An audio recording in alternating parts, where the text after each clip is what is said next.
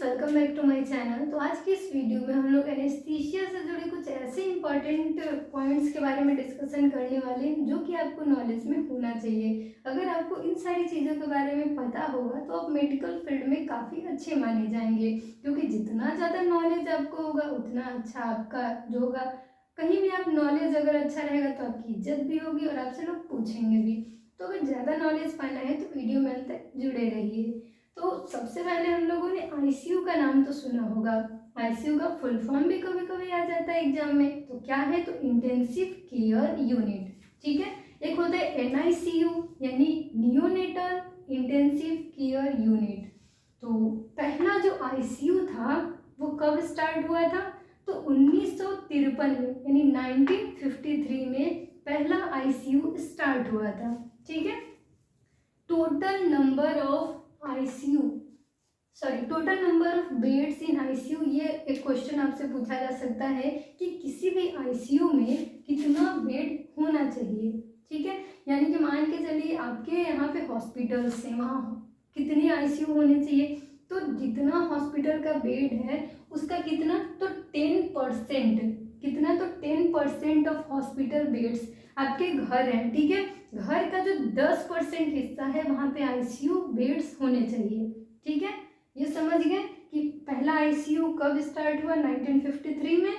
Total number of beds कितने होने चाहिए? तो पूरे हॉस्पिटल के बेड के 10% आईसीयू का बेड होना चाहिए। नेक्स्ट है कि जितने भी बेड होते हैं, बेड ही तो होता है ऐसे। ठीक है। तो उसका कितना एरिया होना चाहिए? ठीक है, कितने दूर में होना चाहिए? तो मैंने 20 meter square, 20 meter square floor का एरिया होना चाहिए। ठीक है। अब नेक्स्ट हमारा है एक्यूट रेस्पिरेटरी फेल्यूर। आपने ओटी में काम किया होगा या फिर आईसीयू में काम किया होगा या फिर वार्ड्स में काम किए होंगे या इमरजेंसी सेक्टर में कहीं भी आप किए होंगे या फिर हॉस्पिटल्स में आपने नॉर्मली सुना होगा कि रेस्पिरेटरी फेल्यूर हुआ है। एक एक्यूट एक क्रॉनिक होता है। ठीक है। तो एक्यूट रेस्पिरेटरी फेल्यूर क्या कहते हैं? ठीक है। तो एक्यूट रेस्पिरेटरी फेल्यूर में क्या होता है कि PO2 का लेवल कितना होता है? Partial pressure of oxygen. ठीक है। ऑक्सीजन का लेवल जब 60 mmHg से कम हो जाएगा तो क्या?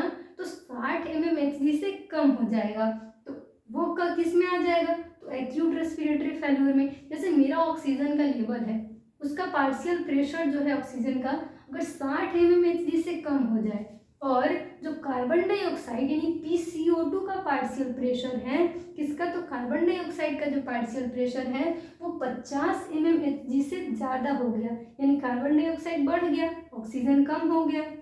और क्या है?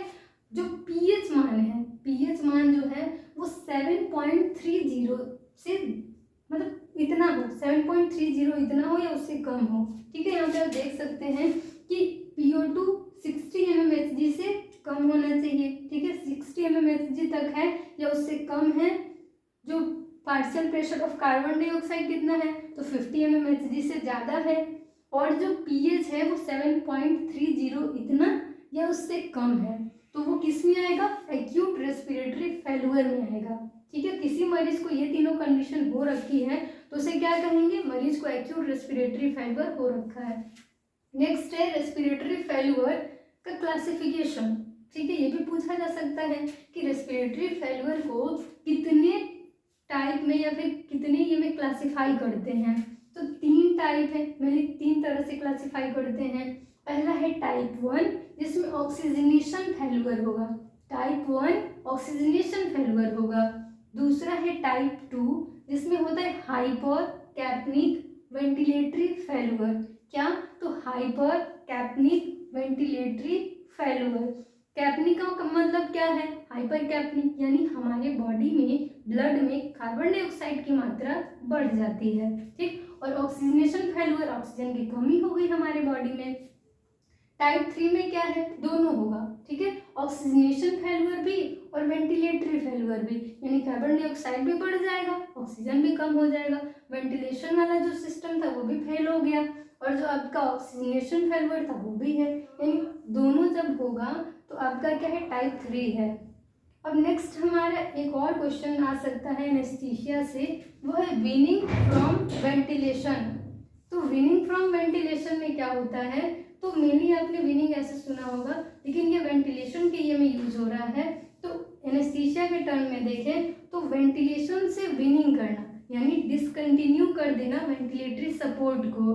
तो किसको, तो वेंटिलेटरी सपोर्ट को डिसकंटिन्यू कर देना, यानी कि अगर कोई वेंटिलेटर पे है तो उसको वेंटिलेटर से हटा देना, ये कहलाता है विनिंग फ्रॉम वेंटिलेशन। तो हम लोगों ने यहाँ पे विनिंग फ्रॉम वेंटिलेशन समझ लिया। तो विनिंग फ्रॉम वेंटिलेशन का मतलब होता है क्या, तो डिसकंटिन्यू कर देना वेंटिलेटरी सपोर्ट, यानी कि वेंटिलेशन पे कोई मरीज है, वेंटिलेटर पे है यानी मशीन पे डिपेंड है ऑक्सीजन लेने के लिए, कार्बन डाइऑक्साइड निकालने के लिए।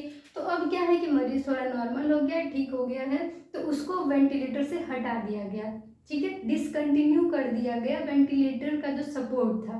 तो ये कहलाता है विनिंग फ्रॉम वेंटिलेशन।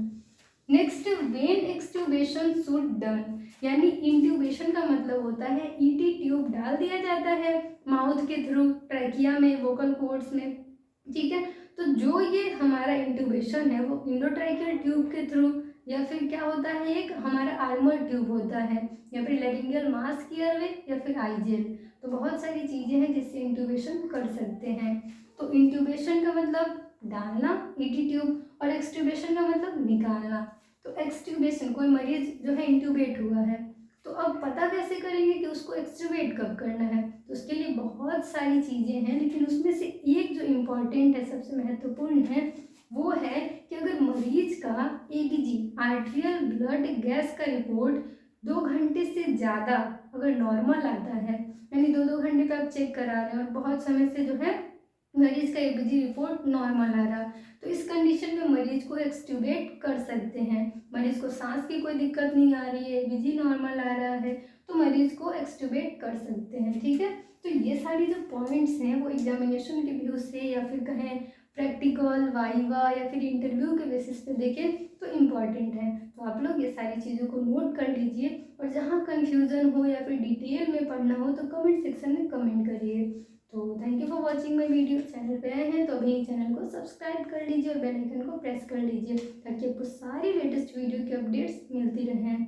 और अगर आप कमेंट सेक्शन में कमेंट कर सकते हैं कि आपको कौन सा टॉपिक पढ़ना है, तो वो भी कर दीजिए, और फीडबैक देना बिल्कुल मत भूलिए। तो मिलते हैं नेक्स्ट वीडियो में एक नए टॉपिक के साथ। बाय।